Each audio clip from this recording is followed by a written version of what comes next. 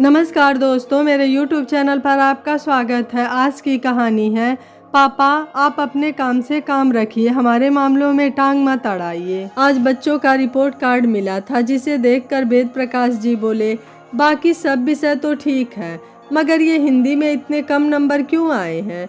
और पिंकू, मैंने तुम्हारी कॉपी देखी थी, तुम्हें तो हिंदी लिखना भी ढंग से नहीं आता। दादाजी, मात्राओं की गलती हो जाती है और हिंदी को छोड़िए ना, देखिए अंग्रेजी में पूरे नंबर आए हैं। हंसते हुए पिंकू पिंकी बोले। बेटा मनोज बोला, ठीक है बाबूजी, हिंदी से क्या फ़र्क पड़ता है, अंग्रेजी में पकड़ अच्छी है बच्चों की, मुझे इसी बात का सुकून है। बच्चों और मेहनत करो, जब भी किसी से बात करो अंग्रेजी में करो, हिंदी बोलकर अपनी इज्जत का फालूदा नहीं बनाना। पर मनोज बेटा, बच्चों का रिजल्ट सभी विषयों के अंक पर निर्धारित होता है, हिंदी में फेल हो जाएंगे तो फिर ऐसे रिजल्ट का क्या फ़ायदा। हमें सभी विषयों पर बराबर ध्यान देना चाहिए। और फिर हिंदी तो हमारी मातृभाषा है, उसे हम कैसे भूल सकते हैं। अरे बाबूजी, अब आप आराम कीजिए, हमारे मामलों में दखल ना दीजिए। आजकल की पढ़ाई बहुत हाई फाई है, बच्चों को हर विषय में परफेक्ट होना पड़ता है। अंग्रेजी तो धारा प्रवाह आनी ही चाहिए। जो बच्चा आज के ज़माने में हिंदी बोलता है उसे गंवार समझा जाता है, उसे क्लास में सबसे पीछे बिठा दिया जाता है। टीचर भी ऐसे बच्चों को नहीं पूछती। मैं चाहता हूँ मेरे दोनों बच्चे पिंकू और पिंकी छोटे शहर से आने वाले ना कहलाएं। कल को मेरे बच्चे डॉक्टर इंजीनियर बनेंगे, अंग्रेजी में बातचीत करेंगे, इनका प्रभाव बढ़ेगा। मेरा जीवन तो कट गया छोटे शहर के ताने सुन सुन के, मगर मैं मेरे बच्चों को बड़े शहर वाला बनाकर ही मानूंगा। जो पानी भी मांगेंगे तो इंग्लिश में ही मांगेंगे। बेटा, ताली एक हाथ से नहीं बजती। जब तक तुम बच्चों को हिंदी के प्रति रुझान पैदा नहीं करोगे तो वो कैसे निपुण हो पाएंगे। बेटा, तुम खुद उन्हें हिंदी से अलग कर रहे हो। माना अंग्रेजी ज़रूरी है मगर हिंदी का प्रभाव हमारे जीवन में कुछ कम नहीं है। ये शिष्टाचार की भाषा है, हमारी हिंदी दिल से निकलती है और दिलों तक पहुंचती है। बाबूजी, हिंदी जैसे विषय के लिए क्या अपना समय बर्बाद करना। बच्चे पहले ही 2 कोचिंग जाते हैं और फिर हिंदी के लिए कोई अध्यापक मिलता ही नहीं। आप चिंता ना करें, अपने आप कोई सुधार हो ही जाएगा। बहू दीपा भी कहाँ पीछे रहने वाली थी। अपने बेटे बहू की बात सुन वेद प्रकाश जी सोचने लगे। भूल गया है कि उसके पिता हिंदी के अध्यापक रह चुके हैं। आज वह जो कुछ बना है हिंदी से ही बना है, मगर अब वह शहरी चमक दमक में आकर अंग्रेजी का कायल हो गया है। वेद प्रकाश जी और उनकी पत्नी सविता रिटायरमेंट के बाद अपने बेटा बहू के घर मुंबई शिफ्ट हो गए। दोनों ही नौकरी पर जाते हैं, पीछे से बच्चों को देखने वाला भी कोई नहीं था और फिर बच्चों के बिना अब उनका दिल नहीं लगता था, इसलिए दोनों ने मुंबई रहने का फैसला कर लिया। अभी कुछ दिन ही हुए वेद प्रकाश जी ने सोचा क्यों ना बच्चों की पढ़ाई लिखाई देखी जाए, जिससे उन्हें यह पता चला कि बच्चे हिंदी विषय में बहुत कमज़ोर हैं, साथ में लिखावट भी खराब हो चुकी है। तभी सविता जी बोली, क्यों घर के मामले में दखल देते हो जी। अगर तुमने ज़्यादा अपनी मास्टरी झाड़ी तो कल को बहू बेटा घर से रफा दफा कर देंगे, फिर पड़े रहना उस शहर में, कोई पूछने नहीं आएगा। आप कुछ भी बोल देते हैं। एक बात बताए देती हूँ, मुझे यहाँ से कहीं नहीं जाना। इतनी अच्छी सोसाइटी है, मेरी तो कुछ सहेलियाँ भी बन गई है, बड़ा मज़ा आता है यहाँ। अगर आपने ज़्यादा खटपट की तो आप अकेले ही जाएंगे शिवपुरी, मैं तो यहीं रहूँगी। अपनी पत्नी के तेवर देख वेद प्रकाश जी को गुस्सा तो बहुत आ रहा था, मगर वे चुप रह गए। सोचने लगे, अंग्रेज चले गए मगर हमें अपनी भाषा का गुलाम बनाकर छोड़ गए।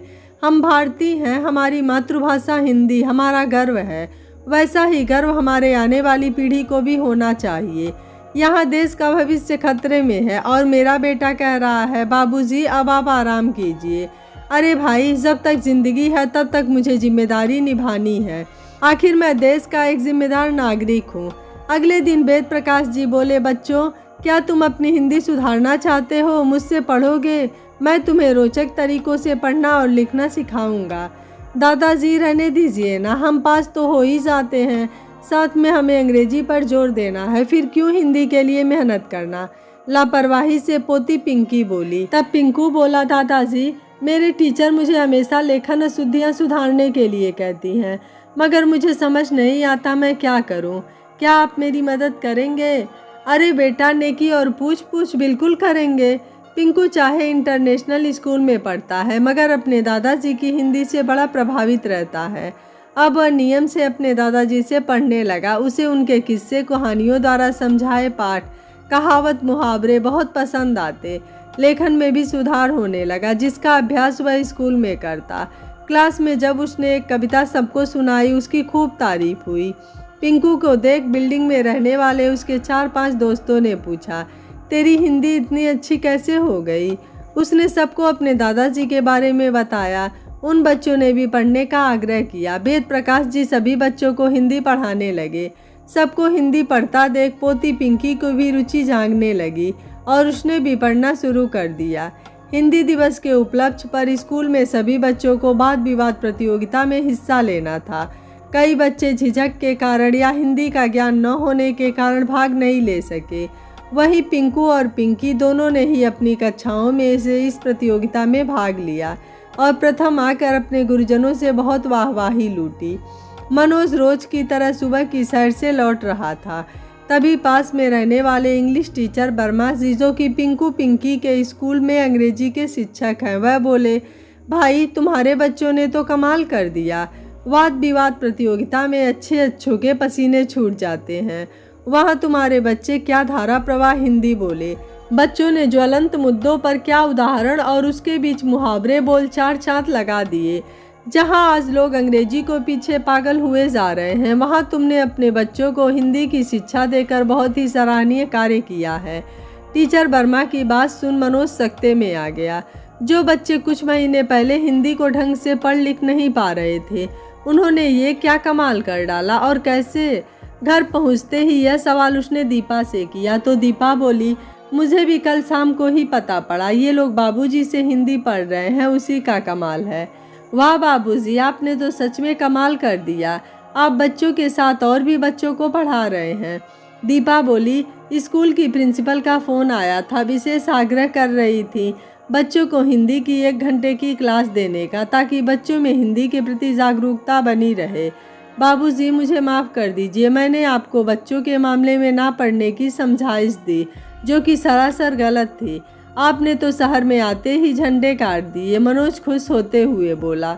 वेद प्रकाश जी बोले, बेटा मेरी तारीफ करने की ज़रूरत नहीं, मेरी ऑनलाइन क्लास का समय हो रहा है, बच्चे मेरा इंतज़ार करते होंगे, चलता हूँ। पिंकू बोला, पापा आपने दादाजी को घर की मुर्गी दाल बराबर समझा था, अब देखिए हिंदी की वजह से वो कितने प्रसिद्ध हो गए हैं। पोते की बात सुन वेद प्रकाश जी गर्व से फूले नहीं समाये। अपनी आने वाली पीढ़ी को हिंदी के प्रति जागरूक कर अपनी जिम्मेदारी को बखूबी निभा रहे। दोस्तों, हिंदी हमारी मातृभाषा है, हमें उसका सम्मान करना चाहिए। हिंदी बोलने में हमें गर्व महसूस करना चाहिए, ना कि शर्मिंदगी। इंग्लिश भी हमारी ज़रूरत है, मांग है, इसलिए हमें इंग्लिश ज़रूर सीखना चाहिए, लेकिन हिंदी को छोड़कर नहीं। आपको वेद प्रकाश जी का फैसला कैसा लगा, आप मुझे अपनी राय कमेंट बॉक्स में ज़रूर दीजिएगा। वीडियो पसंद आया है तो वीडियो को लाइक, शेयर एंड चैनल को सब्सक्राइब कर लीजिएगा। Thank you for watching. मिलते हैं अगली कहानी में।